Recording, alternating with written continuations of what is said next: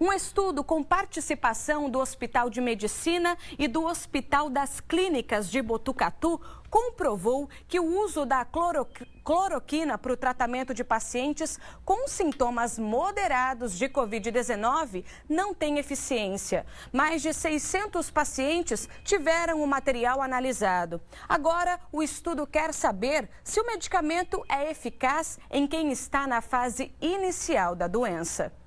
O estudo foi publicado em uma das revistas sobre medicina mais importantes do mundo. Nele foram analisados materiais de 40 centros de saúde de todo o Brasil.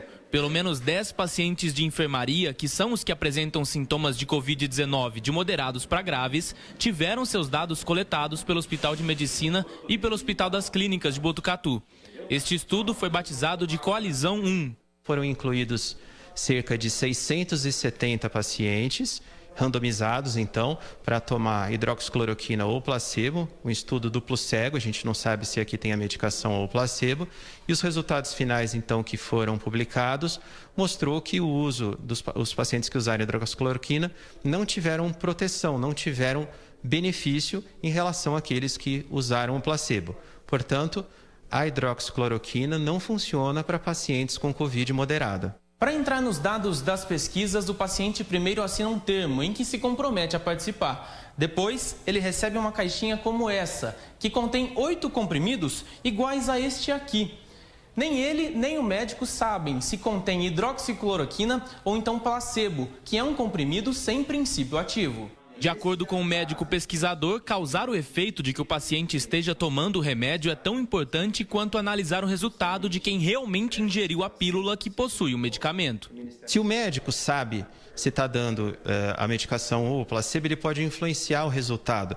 E o paciente também. É por isso que o estudo que tem mais nível de evidência são esses ensaios clínicos randomizados que usam placebo, completamente duplo cego, e também em termos de sorteio, aleatorização, ou seja, eu não sei qual paciente vai tomar o quê. Depois de comprovar que o uso de hidroxicloroquina não tem efeitos para pacientes com sintomas moderados ou graves de Covid-19, os pesquisadores estão desenvolvendo um novo estudo. Dessa vez, querem descobrir se o uso do medicamento tem efeito para pessoas com sintomas leves da doença. A gente está procurando pessoas que têm sintomas leves ainda, ou seja, pessoas que estão em casa ainda, que não têm necessidade de hospitalização, porque a ideia é justamente verificar se ela evita esse agravamento da Covid-19. No estudo em desenvolvimento, a maior parte das pessoas que estão sendo analisadas são profissionais da saúde da região. Se aceitarem participar, eles passam por uma avaliação médica completa para que se tenha certeza de que o uso do remédio não traz nenhum efeito colateral ao organismo.